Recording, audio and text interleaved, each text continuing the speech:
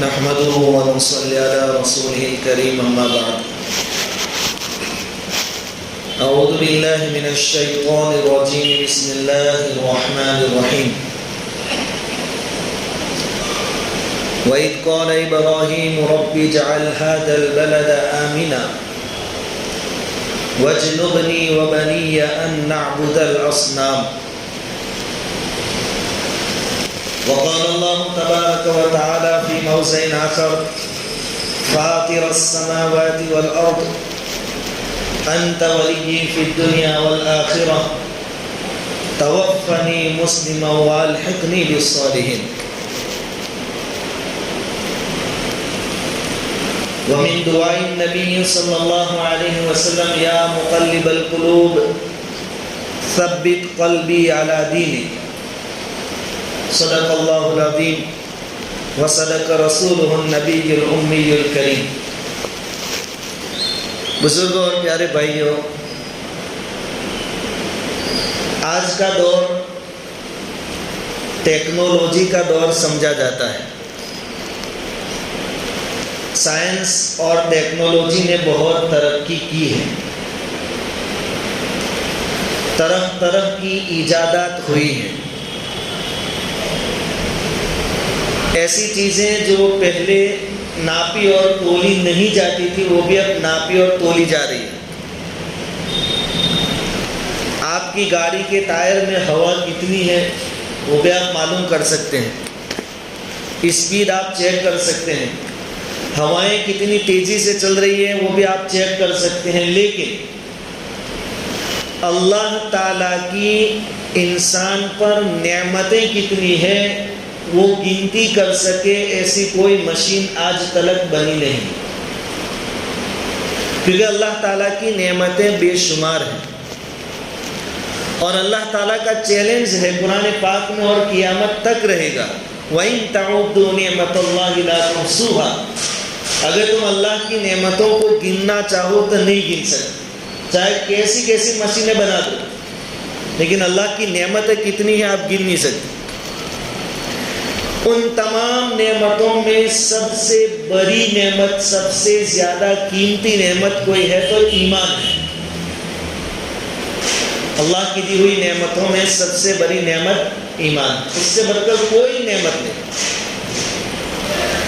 آدمی تندرست ہے، مال و دولت ہے، کوئی رنج و غم اور پریشانی نہیں ہے، لیکن اس کے پاس ایمان نہیں ہے تو اس کی راحت، آرام، چین، سکون کچھ کام کا نہیں. ایک وقتی چیزیں ہیں، وقت آنے پر ختم ہو جائے. اور دوسری طرف کوئی آدمی بیمار ہے، دکھ میں مبتلا ہے، درد میں مبتلا ہے، مشکلوں سے گھرا ہوا ہے، لیکن اس کے پاس ایمان ہے تو اس کی زندگی جیسے تیسے بھی گزر جائے گی، لیکن آخرت کی ہمیشہ کی جو زندگی ہے وہ اس کی کامیابی کے ساتھ گزرے گی. تو اللہ کا بڑا کرم، بڑا لطف، بڑا احسان، بڑی مہربانی ہم پر یہ ہے کہ اس نے ہمیں ایمان کی دولت سے نوازا ہے.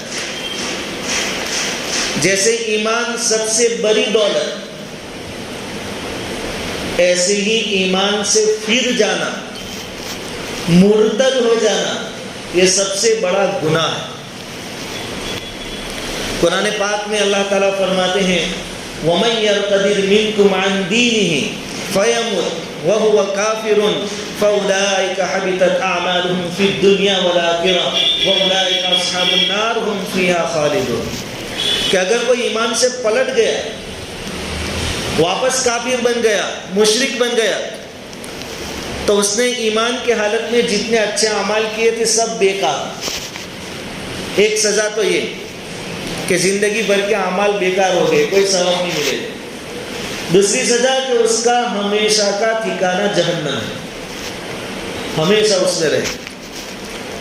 تو ایمان سے پلٹ جانا یہ سب سے بڑا گناہ ہے، اور اسی کو ہم کہتے ہیں ارتداد، مرتد ہو جانا. ارتداد کا ڈکشنری کے اعتبار سے ترجمہ ہوتا ہے پلٹ جانا، پھر جانا. اور یہ پھر جانا دو طریقے سے ہوتا ہے. ایک صورت تو یہ ہے کہ آدمی مسلمان ہے، ایمان والا ہے، اور پھر صراحتاً اپنی زبان سے ایمان کا انکار کرے، قرآن کا انکار کرے، رسول کی رسالت کا انکار کرے، شریعت کو چھوڑ دے، ایسی چیزوں سے تو الحمدللہ ہمارے دل خوف میں رہتے ہیں کہ ایسی چیزیں ہم نہیں کر سکتے، کہ ہماری زبان سے اللہ کا انکار، حضور کا انکار یہ نہیں ہو سکتا۔ لیکن مرتد ہونے کی دوسری صورت یہ ہے کہ آدمی زبان سے تو نہیں کہتا کچھ کہ اب میں کافر ہو گیا، مشرک ہو گیا، یہودی ہو گیا، نصارہ ہو گیا، زبان سے نہیں بولتا، لیکن قرآن کے وہ احکام جو قطعی طور پر ثابت ہے، شریعت کے وہ احکام جو قطعی طور پر ثابت ہے، ان کا انکار کرے، تو یہ بھی مرتد ہونے کی ایک شکل ہے۔ اس طرح قرآن اور شریعت کے قطعی احکام کو جھٹلانا، اس کا انکار کرنا، اس سے بھی آدمی مرتد ہو جاتا ہے، اور وہی سزا ملے گی، اولئک اصحاب النار ہم فیہا خالدون، ہمیشہ کی جہنم، اور اس سے پہلے جتنے اعمال کیے تھے اس کا کوئی ثواب اس کو نہیں ہے۔ میں کہیں مرتد نہ ہو جاؤں، اس سے ڈرتے رہنا بہت ضروری ہے۔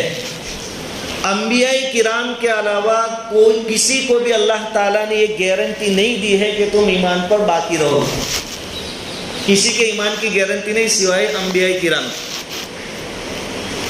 اس لیے بڑے بڑے جو گزرے ہیں ان کو ہمیشہ یہ فکر لاحق ہوتی تھی کہ ابھی تو ہم ایمان میں ہیں، لیکن ہماری موت کس حالت میں آتی ہے وہ ہمیں معلوم ہے، سب ڈرتے تھے۔ امام بخاری رحمۃ اللہ علیہ نے بخاری شریف میں ایک باب قائم کیا، ایک چیپٹر قائم کیا، اس کا ٹائٹل یہ لگایا، باب خوف المؤمن ان يحبط عمله وهو لا يشعر۔ یہ باب اس باب میں اس بارے میں کہ مومن کو اس بات سے ڈرنا چاہیے کہ کہیں میرے کیے ہوئے اعمال بیکار نہ ہو جائیں اور مجھے معلوم بھی نہ ہو۔ یہ تو اپنے آپ کو مومن سمجھ کر نمازیں پڑھ رہا، روزے رکھ رہا، قرآن کی تلاوت کر رہا، صدقہ زکوٰۃ سب کچھ کر رہا، لیکن کچھ ایسے کام کر دیے یا اس کے عقائد میں خرابی آ گئی، یا شریعت کے کسی قطعی ثابت ہو جو ہوا تھا اس حکم کا انکار کر دیا، تو آدمی ایمان سے نکل جاتا۔ تو مرتد ہونے سے ڈرتے رہنا بہت ضروری ہے، کوئی اپنے ایمان پر مطمئن نہ رہے۔ حسن بصری رحمۃ اللہ علیہ کا ملفوظ ہے کہ جو آدمی اپنے ایمان پر مطمئن ہو جائے کہ اپنے تو مومن اچھے، وہ آدمی منافق ہے۔ منافق کے علاوہ کوئی اپنے ایمان پر مطمئن نہیں ہو سکتا۔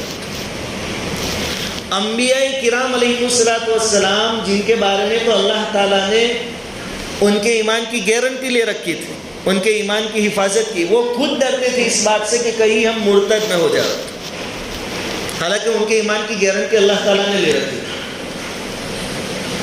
میں نے آپ کے سامنے 13ویں پارے کی ایک آیت پڑھی جس میں حضرت ابراہیم علیہ السلام کا واقعہ مختصراً بیان کیا گیا کہ جب کعبہ کی تعمیر کی گئی، کعبۃ اللہ بیت اللہ بنایا ابراہیم اور اسماعیل علیہ السلام نے، اس کے بعد دعا کا وقت آیا تو ابراہیم علیہ السلام نے دعا کیا فرمائی، رب اجعل ھذا البلد آمنا، اے اللہ اس شہر کو امن والا بنا، مکہ کو آبادی نہیں تھی، امن والا بنا، دعا فرمائی، اور آگے وجنبنی، مجھے بھی بچا، وبنی، اور میری اولاد کو بھی بچا، کس سے؟ ان نعبد الاصنام، بتوں کی پوجا سے۔ اب یہ تو نبی ہیں، ان کے بیٹے اسماعیل جو ساتھ میں مدد کر رہے تھے تعمیری کام میں، وہ بھی تو نبی بننے والے ہیں، لیکن کیا دعا کر رہے ہیں کہ اللہ مورتی پوجا سے ہماری حفاظت کرو۔ یہ ڈر رہے ہیں، یہ امت کی تعلیم کے لیے۔ یوسف علیہ السلام کو اللہ تعالیٰ نے مصر کا تاج پہنایا، وہاں کے امیر بنا دیے، اور جلیل القدر نبی، اونچے درجے کے نبی، لیکن ان کے آخری دعائیں کیا تھی؟ فاطر السماوات والارض، اے آسمان اور زمین کے پیدا کرنے والے، انت ولی فی الدنیا والآخرہ، کہ دنیا میں بھی تو ہی میرا دوست اور تو ہی میرا ولی اور مددگار ہے، اور آخرت میں بھی۔ اور آگے فرما رہے ہیں توفنی مسلمہ، جب میری موت کا وقت آئے تو مجھے اسلام اور ایمان کی حالت میں موت عطا کرنا۔ دنیا تو ٹھیک ٹھاک چلی، کہ ماں باپ سے الگ ہو گیا، پھر سب کو اللہ تعالیٰ نے ملا دیا مصر میں اپنے فضل سے، اور مجھے مصر کی بادشاہت بھی مل گئی۔ لیکن اصل مسئلہ موت کے وقت ہے، موت کے وقت کا ہے۔ اس لیے یوسف علیہ السلام دعا کر رہے تھے توفنی مسلمہ، الہ جب موت کا وقت آئے اسلام کے ساتھ مجھے موت عطا کرو، ایمان کے ساتھ موت عطا کرو، والحقنی بالصالحین، اور نیک لوگوں کے ساتھ مجھے ملا دے۔ تمام نبیوں کے سردار جناب محمد رسول اللہ صلی اللہ علیہ وسلم، اب حضور کے بارے میں تو مرتد ہونے کا کوئی مسئلہ ہی نہیں، نبیوں کے سردار جن کے صدقے میں دنیا بسائی گئی۔ لیکن حضرت ام سلمہ رضی اللہ تعالیٰ عنہ جو کہ آپ کی زوجہ ہے، آپ کی بیوی ہے، ایک تابعی نے ان سے پوچھا کہ حضور جب آپ کے گھر میں ہوتے ہیں، آپ کے پاس ہوتے ہیں، تو کون سی دعا پڑھا کرتے ہیں، کون سی دعا اللہ سے مانگتے ہیں؟ حضرت ام سلمہ رضی اللہ تعالیٰ عنہ نے فرمایا کہ جب حضور میرے پاس ہوتے ہیں، میرے حجرے میں ہوتے ہیں، حضور زیادہ تر یہ دعا پڑھتے ہیں، یا مقلب القلوب ثبت قلبی علی دینک، اے دلوں کو الٹنے پلٹنے والے، میرے دل کو تیرے دین پر جما دے۔ نبیوں کے سردار ہیں، پوری دنیا میں ہدایت آپ کے ذریعے پھیلی، لیکن اللہ سے دعا کیا، کہیں ایسا نہ ہو کہ میرا دل پلٹ جائے، کثرت سے یہ مانگا کرتے۔ حضرت ام سلمہ رضی اللہ تعالیٰ عنہ فرماتے کہ میں نے ایک مرتبہ پوچھ بھی لیا کہ حضور یہ دعا آپ بہت کر رہے ہیں، یا مقلب القلوب ثبت قلبی علی دینک، کیا وجہ ہے؟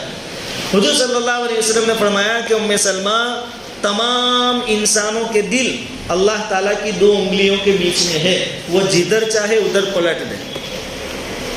اس لیے میں اللہ تعالیٰ سے دعا کرتا ہوں کہ کہیں ایسا نہ ہو کہ میرا دل بھی پلٹ دیا جائے اور میں ایمان سے محروم ہو جاؤں۔ یہ نبیوں کا حال ہے، نبیوں کے سردار کا یہ حال ہے کہ اپنے ایمان کے بارے میں ڈرتے رہتے تھے کہ کہیں ہم پلٹی نہ مار دیں اور ہمیں معلوم بھی نہ ہو۔ حضرت عبداللہ ابن عباس رضی اللہ تعالیٰ عنہ فرماتے ہیں کہ حضور نے ایک مرتبہ بہت لمبی چوڑی دعا فرمائی، رو دھو کر، اس میں ایک دعا یہ بھی فرمائی، اللہم انی اعوذ بک من الکفر والفقر وعذاب القبر۔ تین باتیں، تین چیزیں مانگی کہ اللہ میں تیری پناہ چاہتا ہوں کفر سے، کہ کہیں میں کافر نہ بن جاؤں۔ اصل میں یہ دعائیں امت کی تعلیم کے لیے حضور نے مانگی ہیں، حضور کے ایمان کا کوئی مسئلہ نہیں۔ ہمیں یہ دعائیں چلتے پھرتے کرنی چاہیے، اللہم انی اعوذ بک من الکفر، کہ اللہ میں کفر سے پناہ چاہتا ہوں تیری، والفقر، فقر سے، غریبی سے، محتاجگی سے، کیونکہ غریبی اور محتاجگی بہت سی مرتبہ ناشکری تک پہنچا دیتی ہے اور ناشکری کفر تک پہنچا دیتی ہے، تو فقر سے۔ اور تیسری چیز ہے قبر کے عذاب سے۔ حضور نے یہ دعا ہمیں سکھائی۔ پہلی دعا تھی یا مقلب القلوب ثبت قلبی علی دینک، یہ دعا دن میں 20-25 مرتبہ ہم مانگیں۔ دوسری مختصر دعا اللہم انی اعوذ بک من الکفر والفقر وعذاب القبر۔ جب نبیوں کا یہ حال ہے کہ ایمان کے بارے میں فکر مند ہے، تو ہمیں تو اپنے ایمان سے بہت زیادہ فکر کرنی چاہیے۔ نبیوں کے بعد مرتبہ آتا ہے صحابہ کرام کا رضوان اللہ تعالی علیہم اجمعین۔ ہم فضائل کی کتابوں میں سنتے ہیں حنظلہ تو منافق ہو گیا، ان کو اپنے ایمان کے بارے میں خوف ہوتا تھا، تو کیا کہتے تھے؟ حنظلہ منافق ہو گیا۔ حضرت عمر رضی اللہ تعالیٰ عنہ، جن کے بارے میں حضور فرما رہے ہیں کہ میرے بعد اگر نبی کوئی ہوتا تو عمر ہوتے۔ حضرت حذیفہ رضی اللہ تعالیٰ عنہ فرماتے ہیں کہ ایک آدمی کے جنازے کے لیے حضرت عمر کو بلایا گیا۔ حضرت عمر رضی اللہ تعالیٰ عنہ تشریف لائے، آپ جنازے کی نماز پڑھانے کے لیے آگے بڑھ رہے تھے۔ حضرت حذیفہ رضی اللہ تعالیٰ عنہ نے حضرت عمر کے کان میں کہا کہ آپ جنازے کی نماز مت پڑھیے، آپ بیٹھ جائیے، کیونکہ حضرت حذیفہ رضی اللہ تعالیٰ عنہ کو حضور نے منافقوں کے نام بتا دیے تھے، اور یہ جو میت تھی وہ منافق کی تھی۔ حضرت عمر رضی اللہ تعالیٰ عنہ سے کہا کہ آپ مت پڑھیے نماز، آپ بیٹھ جائیں۔ حضرت عمر سمجھ گئے کہ جو مرنے والا تھا وہ منافق تھا۔ حضرت عمر رضی اللہ تعالیٰ عنہ نے فوراً حضرت حذیفہ سے پوچھا کہ میرا نام بھی تو ان کی لسٹ میں نہیں ہے نا، کہیں منافقوں کی لسٹ میں عمر کا نام تو نہیں ہے؟ حضرت عمر رضی اللہ تعالیٰ حضرت حذیفہ رضی اللہ تعالیٰ عنہ نے فرمایا کہ نہیں، حضور نے مجھے جو لسٹ دی تھی، نام بتائے تو اس میں آپ کا نام نہیں ہے۔ تب حضرت عمر رضی اللہ تعالیٰ عنہ کو چین آیا، یہ ان کی فکر ہے۔ جن کو دنیا میں رضی اللہ عنہ مرضوا عنہ کا خطاب مل گیا کہ اللہ ان سے راضی اور یہ اللہ سے راضی، لیکن ان کے ایمان کے بارے میں فکر ہے اتنی۔ تابعین، حسن بصری رحمۃ اللہ علیہ بہت بڑے تابعی ہیں، آج بھی ان کی باتوں سے دنیا میں لاکھوں لوگوں کو ہدایتیں ملتی ہیں، لوگوں کی دلوں کی کایا پلٹ ہوتی ہے۔ لیکن ان کا حال کیا تھا کہ جب ان کی موت کا وقت قریب آیا تو سخت بیمار ہو گئے اور وہ رو رہے ہیں، چارپائی پر لیتے لیتے رو رہے ہیں۔ کسی تعلق والے نے پوچھا کہ کیا بات ہے، آخری وقت میں رو رہے ہیں، کیا آپ اپنے گناہ زیادہ پا رہے ہیں، یعنی گناہ زیادہ ہو گئے اس لیے رو رہے ہیں؟ حسن بصری رحمۃ اللہ علیہ نے زمین سے ایک مٹھی بڑی مٹی کی اور کہا کہ مجھے میرے گناہوں کی اتنی بھی فکر نہیں ہے، یعنی اتنے بھی گناہ میرے نہیں ہوں گے، اتنی بھی فکر مجھے گناہوں کی نہیں ہے، مجھے اس بات کی فکر ہے کہ میرا آخری وقت ہے، کہیں میں بغیر کلمے کے رخصت نہ ہو، مرتد ہونے کی حالت میں، کافر اور مشرک ہونے کی حالت میں، اللہ کا نافرمان ہونے کی حالت میں دنیا سے رخصت نہ ہو، مجھے اس بات کا غم ہے۔ یہ ان کی فکریں تھیں جن کی باتوں سے آج ہمیں ہدایتیں ملتی ہیں، ایمانی جذبات ہمارے بلند ہوتے ہیں، حوصلے ہمارے بلند ہوتے ہیں، لیکن ان لوگوں کو اپنے ایمان کی اتنی فکریں ہوتی تھیں۔ اس لیے میرے بھائیوں، دعائیں بھی کریں اور اپنے آپ کو گناہوں سے بچائیں۔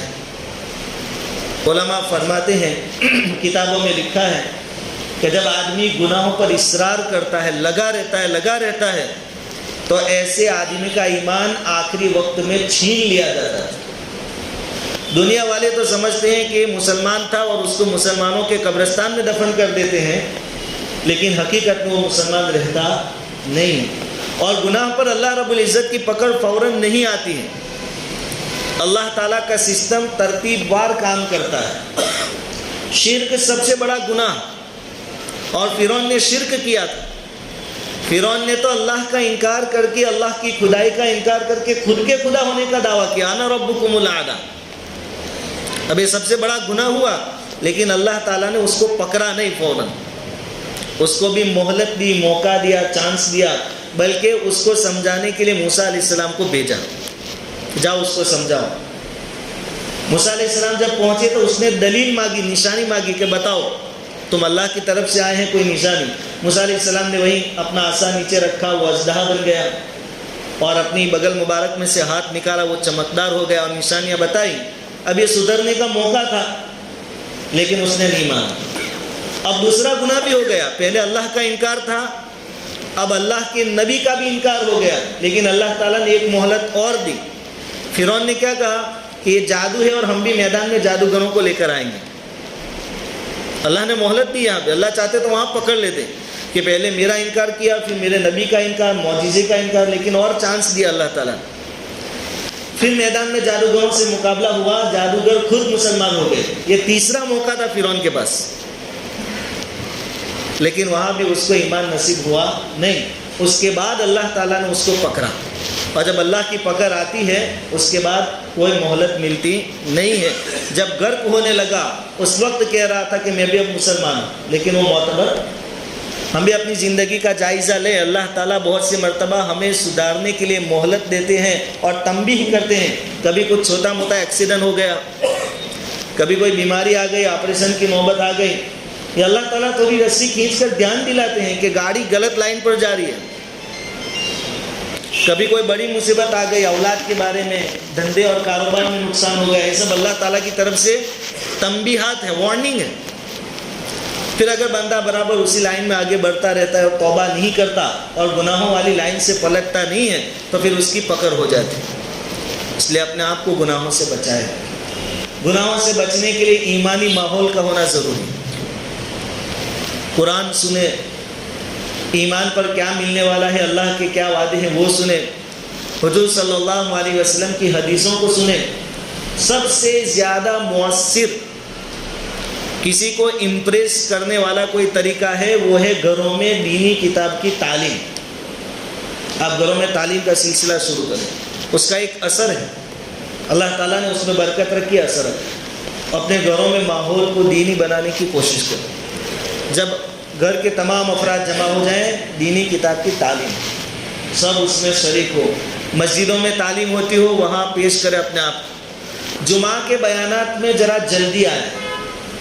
کم سے کم ہفتے میں 20 منٹ دین کی بات سننے کے واسطے ہم نکال. 20 منٹ تو کم سے کم ہمیں اتنا تو معلوم ہو کہ کیا چل رہا ہے, آگے کیا ہو سکتا ہے اور ہمیں کیا کرنا ہے. کم سے کم 20 منٹ ہمارے کانوں میں قرآن اور حدیث کی باتیں پڑھیں. ہم موبائل کے پیچھے اور دوسری چیزوں کے پیچھے گھنٹے دے سکتے ہیں. کم سے کم 20 منٹ جمعہ میں جلدی آ جائے, اذان سے فوراً متصلاً اس سے پہلے جمعہ کی تیاری کر لیں. اور ہمارے لیے ایک بڑا موقع ہے اجتماع. اگلے مہینے باردولی میں اجتماع ہونے والا ہے 3 دن کا, 12, 13 اور 14 تاریخ کو. اس کے لیے ابھی سے دعائیں, تیاری, گھروں میں ابھی سے ترتیب بنائیں کہ ہر گھر سے کم ایک آدمی اللہ کے راستے میں جائے گا. جب ایک کی قربانی لگے گی, وہ اللہ کے راستے میں جا کر ہمارے لیے دعائیں کرے گا, تو گھر کے جو مسئلے ہیں وہ انشاءاللہ حل ہو جائیں گے. لڑکی کی طلاق کا مسئلہ ہے, ممکن اللہ تعالیٰ وہ بھی حل کر دے. کاروبار کا مسئلہ ہے, اللہ تعالیٰ وہ بھی حل کر دے, اور بہت ساری برکتیں اس کی ہو. اور ہم سب ان 3 دنوں میں دین کی باتیں سننے کے لیے تمام مجلسوں کو اٹینڈ کریں, پہنچے وہاں, اپنے کام کو آگے پیچھے کر کر. صحابہ کرام نے اللہ کے نبی صلی اللہ علیہ وسلم نے 2 کی جوڑیاں بنا دی تھی. اب حضور حدیثیں بیان کرتے تو وہ جو 2 تھے ان میں سے ایک حضور کی خدمت میں رہتے اور دوسرے مزدوری کے لیے جاتے. 15 دن یہ کرتے, 15 دن وہ, اور جو نہیں ہوتا اس کو سب باتیں بتاتے کہ آج حضور نے اتنی باتیں بتائی. اس طریقے سے دینی علم حاصل کرتے, دینی باتیں سنتے تھے ایک دوسرے کے لیے. بلکہ صحابہ کرام کا مزاج تو ایسا تھا کہ دین کی بات کہیں سے بھی مل جاوے لے لیتے تھے. آخری بات, نبی کریم صلی اللہ علیہ وسلم نے حضرت ابو ہریرہ رضی اللہ تعالیٰ عنہ کو صدقہ فطر کے مال کے اوپر وکیل بنایا کہ آپ اس کی حفاظت کریے, جب ضرورت مند آئیں گے ہم دے دیں گے. صدقہ فطر کے لیے اناج غلہ وغیرہ تھا, کہا کہ آپ کے پاس رکھیے, اس کو سنبھالنا. حضرت ابو ہریرہ رضی اللہ تعالیٰ عنہ فرماتے ہیں کہ رات کو ایک آدمی آیا اور 2 ہاتھ بھر کر اناج لینے لگا, چوری کرنے لگا. تو حضرت ابو ہریرہ نے اس کو پکڑ لیا, کہا کہ میں تجھے حضور کے پاس لے جاؤں گا, تو چوری کر رہا تھا بیت المال میں سے. تو آدمی رونے لگا, کہا کہ میں بہت فقیر ہوں, میرے بہت سارے بچے ہیں, محتاج ہوں, مجھے جانے دو. ابو ہریرہ رضی اللہ تعالیٰ عنہ کو اس پر دیا آ گئی, رحم آ گیا, اس کو چھوڑ دیا. صبح میں حضور نے سامنے چل کر پوچھا کہ رات کے قیدی کا کیا ہوا. حضور خود پوچھ رہے. ابو ہریرہ فرماتے ہیں کہ حضور وہ بہت رویا دھویا تو مجھے رحم آ گیا, میں نے اس کو چھوڑ دیا. حضور نے فرمایا کہ وہ جھوٹا آدمی ہے, یاد رکھنا وہ پھر آئے گا. دوسرے دن پھر آیا, پھر لینے لگا. ابو ہریرہ نے پکڑ لیا کہ آج نہیں چھوڑوں گا, آج تو لے جاؤں گا حضور کے پاس. اور رویا اس نے, اب تو سچی کل سے نہیں آؤں گا, آج کے دن مجھے چھوڑ. بہت رویا دھویا, ابو ہریرہ کو پھر رحم آ گیا, چھوڑ دیا. حضور نے پھر صبح میں سامنے چل کر پوچھا کہ کیا ہوا رات کے قیدی کا. کہا کہ حضور بہت رویا دھویا, مجھے رحم آ گیا آج بھی. حضور نے کہا وہ پھر آئے گا. تیسرے دن پھر آیا. ابو ہریرہ نے پکڑ لیا, کہا آج تو تیرا کوئی بہانہ چلنے والا نہیں, کل تو تجھے صبح میں حضور کی خدمت میں حاضر کر دوں گا. اس نے کہا کہ ابو ہریرہ میں ایک دینی بات تجھے بتاتا ہوں, اس کے ذریعے اللہ تجھے نفع دے گا, تو وہ سن لے اور اس کے بدلے میں مجھے چھوڑ دے. دیکھو ہم ہوتے تو کیا کرے کہ تو چھوڑ دے, تو کیا دینی بات کرے گا, چور ہو کے تو مجھے دین کی بات سکھائے گا, چل نکل, پکڑ کے لے جاتے نا. ابو ہریرہ کو جب یہ سنا کہ دینی بات بتا رہا ہے, کہا چل بتا دے, ٹھیک ہے. اس نے کہا کہ جب تم رات کو آؤ اپنے گھر میں اور سونے کا ارادہ کرو تو آیت الکرسی پڑھ لیا کرو. آیت الکرسی پڑھو گے تو اللہ تعالیٰ ایک فرشتہ پوری رات تمہارے گھر والوں کی حفاظت کے لیے متعین کر دے گا, باڈی گارڈ رکھ دے گا. پھر تمہیں کسی سے کوئی ٹینشن نہیں, چوری سے بھی تم معمون ہو جاؤ گے, محفوظ ہو جاؤ گے, اور دوسری پریشانیوں سے بچ جاؤ گے. ابو ہریرہ نے آیت الکرسی کے بدلے میں اس کو چھوڑ دیا. ہم ہوتے تو پہلا مسئلہ, چور ہو کے تو دین کی بات بتاتا, چل نکل, پکڑ کے لے جاتا.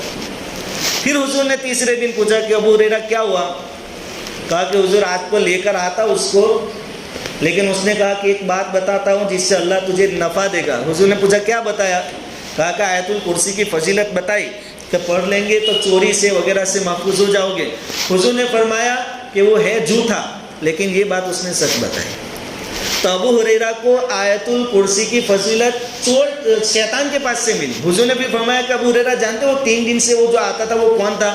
کہا کہ نہیں, کہا کہ وہ شیطان تھا. آیت الکرسی ملی کہاں سے؟ شیطان کے پاس سے، وہ بھی ابو ہریرہ نے لے لی، سیکھ لی۔ تو ہمارے یہاں تو اللہ والے آئیں گے، بڑے بڑے آئیں گے، جن کی زندگیاں اللہ اللہ کر کے گزر رہی ہیں، وہ آئیں گے، دین کی باتیں بتائیں گے، تو ہر ساتھی وہاں پہنچنے کی کوشش کرے گا۔